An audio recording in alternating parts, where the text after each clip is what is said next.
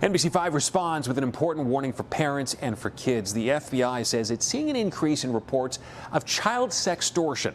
That's when kids are threatened by a stranger who asks for illicit photos or even for money. NBC5's Kate Chappell talked with the FBI about the risk. The headline is disturbing. A man from Indiana pleads guilty to sextortion of at least 68 children via social media.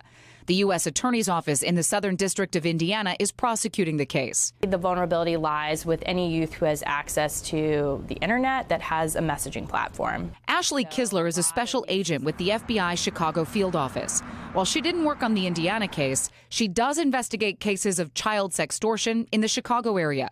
She says it starts with someone posing as a peer of a young person. They engage in conversation, sometimes a relationship with this young person through the internet, through social media, through a gaming application. They groom the child and convince them to send illicit photos of themselves. Then the increased demand for more images typically comes out, and they ask for these images under the threat that they will expose that youth to parents, to peers, to their school, to friends. Or they may demand money. According to the FBI's Internet Crime Report, last year the FBI received more than 3,800 complaints of extortion and sextortion from people under the age of 20 nationwide.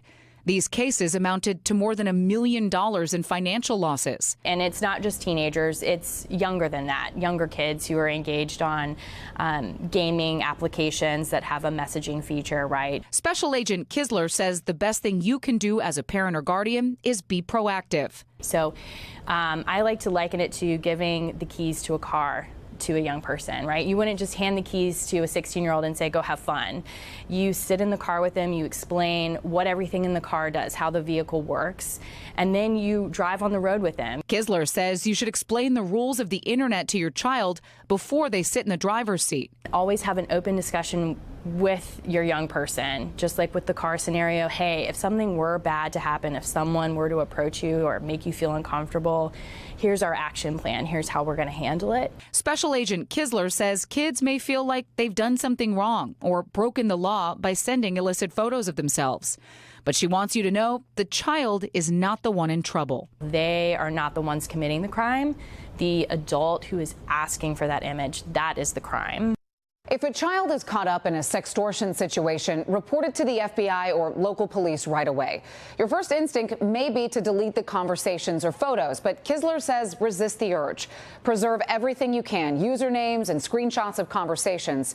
Law enforcement will need that evidence for their investigation. For more FBI tips on how to approach this difficult topic with your kids, visit NBCChicago.com/consumer and look for this story. Kate Chappell, NBC5 Response.